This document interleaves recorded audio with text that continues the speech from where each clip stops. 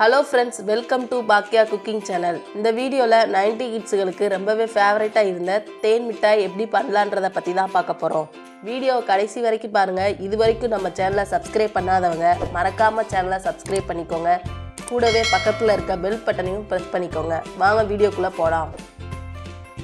இதுக்கு ஃபர்ஸ்ட் நான் அரிசியும் உளுந்தையும் 1 மணி நேரத்துக்கு முன்னாடியே ஊற வச்சிட்டேன். இப்போ இத மிக்ஸி ஜார்ல போட்டு நல்லா அரைச்சு எடுத்துக்கலாம். நல்லா இட்லி மாவு பதத்துக்கு அரைச்சுக்கோங்க. சப்போஸ் உங்ககிட்ட இட்லி மாவு இருந்தா அதையும் நீங்க யூஸ் பண்ணிக்கலாம். இப்போ இந்த அரைச்சு வச்ச மாவுல வெறும் 2 பொருள் மட்டும் தான் ஆட் பண்ண போறோம். 1/2 டீஸ்பூன் பேக்கிங் சோடா, தேவையான அளவு ஃபுட் கலர். இந்த ரெண்டையும் சேர்த்து மாவோட நல்லா மிக்ஸ் பண்ணிக்கலாம். இதுவரைக்கும் நம்ம சேனலை நிறையா பேர் சப்ஸ்கிரைப் பண்ணாமல் தான் பார்த்துட்ருக்கீங்க. நீங்களும் சப்ஸ்கிரைப் பண்ணிக்கோங்க. உங்களோட சப்போர்ட் தான் அடுத்தடுத்த வீடியோ பண்ணுறதுக்கு மோட்டிவேஷனாக இருக்கும்.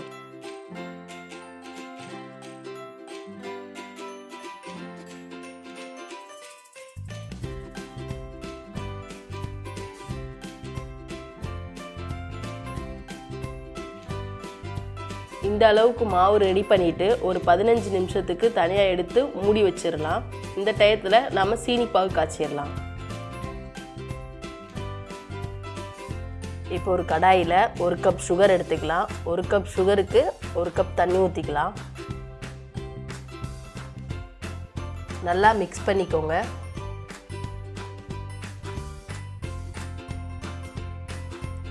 நல்லா கொதிச்சு வரும்போது 2 ஏலக்காவை தட்டி போட்டுக்கலாம்.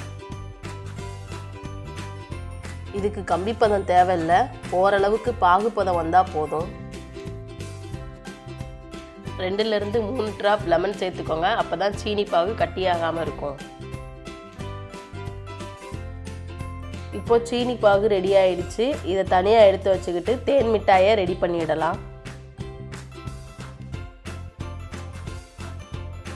கடாய் சூடானதும் தேவையான அளவு எண்ணெய் ஊற்றிக்கலாம்.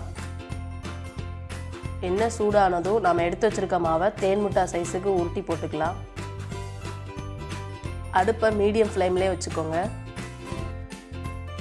இப்போல்லாம் கடையில் அவ்வளோ ஈஸியாக தேன் மிட்டாய் கிடைக்கிறது இல்லை. ஸோ வீட்லேயே இந்த மாதிரி நீங்கள் ட்ரை பண்ணி பாருங்கள்.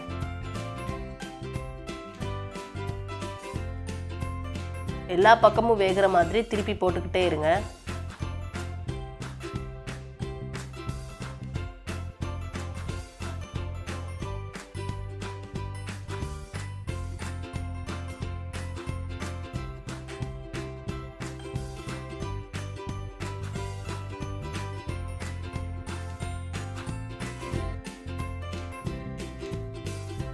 பாருங்க, தேன் மிட்டாய் நல்லா பொரிஞ்சிருச்சு. இந்த ஸ்டேஜில் நம்ம வெளியில் எடுத்துக்கலாம்.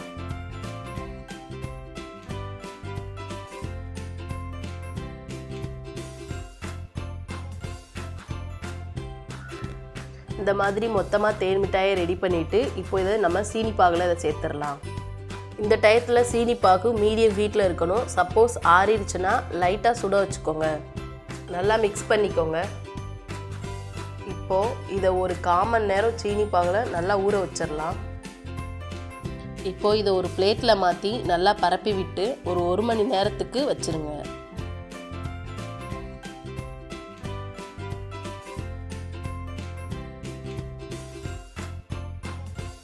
பாருங்கள், தேன் மிட்டாயில் உள்ள வரைக்கும் சீனி பாகு நல்லா இறங்கியிருக்குது. ஓகே ஃப்ரெண்ட்ஸ், பாருங்கள், ரொம்பவே டேஸ்டியான தேன் மிட்டாய் ரெடி ஆகிடுச்சு. நீங்களும் உங்கள் குழந்தைங்களுக்கு இந்த மாதிரி பண்ணி கொடுத்துட்டு எப்படி இருந்ததுன்னு கமெண்ட்டில் சொல்லுங்கள். வீடியோ பிடிச்சிருந்தா லைக் பண்ணுங்கள், உங்கள் ஃப்ரெண்ட்ஸுக்கு ஷேர் பண்ணுங்கள். மறக்காமல் பாக்கியா குக்கிங் சேனலை சப்ஸ்கிரைப் பண்ணிக்கோங்க. நெக்ஸ்ட் வீடியோவில் பார்க்கலாம்.